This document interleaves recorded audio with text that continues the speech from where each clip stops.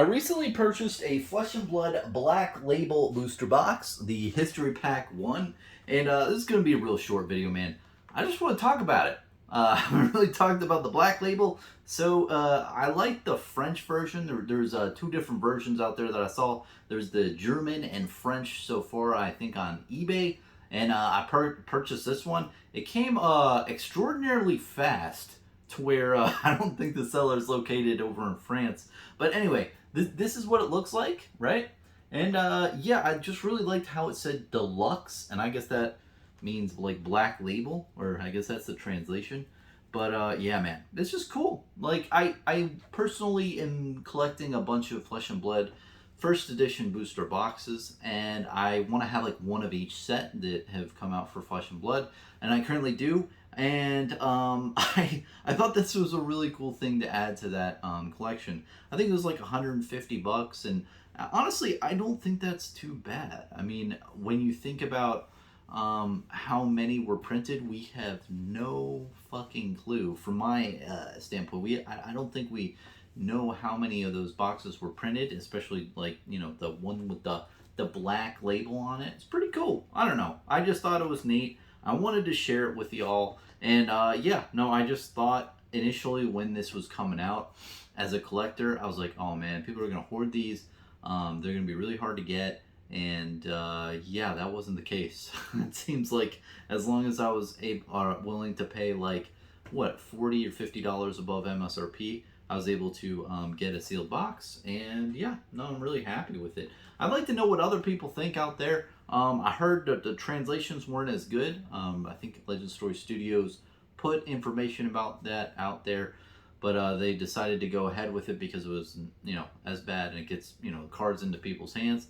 But I'm really glad that they're having different translated versions of the cards. I mean, the biggest issue, if you're, you know, in Europe or any other country, and you don't speak the language of English, or if you can't read it, you can't play the game.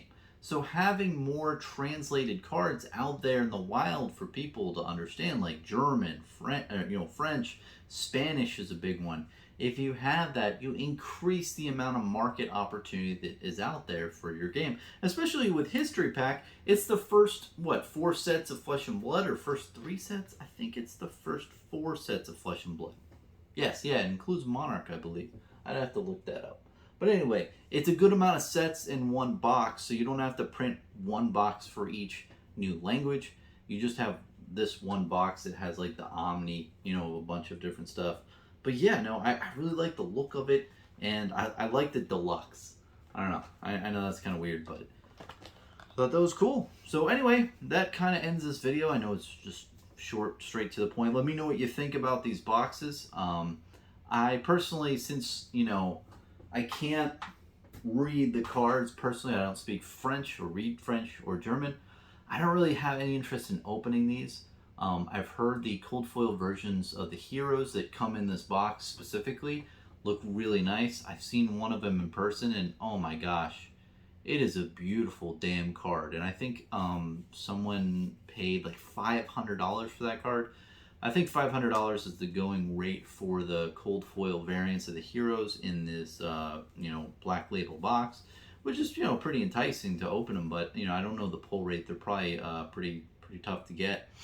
And yeah, but I would want one day. I could see me buying a Bravo cold foil, but it would have to be pretty, I want the price to come down. I mean, it was $200 for Bravo cold foil, like full art.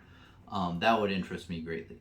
But we'll definitely see what happens over time, and if this product is really sought after in the future, and we'll see where it goes from there. But ultimately, man, I just want to pick up one now, because I wouldn't want the boxes to be like sold out, everyone just open them, and then you know, the ones that were sealed hiked up in price, and I wouldn't want to pay too much. So I thought 150 bucks. Yeah, no, that's sold in my book, especially because I'm doing that type of collection as a collector of Flesh and Blood. And I want to put that out there because not a lot of people do that, from what I've heard. And over here on the corner, I have one box of each set. So Welcome to Wrath, Arcane Rising, Crucible War, Monarch, all the sets of Flesh and Blood. I just want one box. And the thing I'm trying to do is put them behind like the bearish cases. I still need to buy a couple of those for some of my other boxes. But yeah, no, they have like really nice like booster box displays. I don't think they have one for the history pack yet. So it'd be cool to see if they come out with that. But yeah, let me know your thoughts. Thanks for watching, man. Cheers.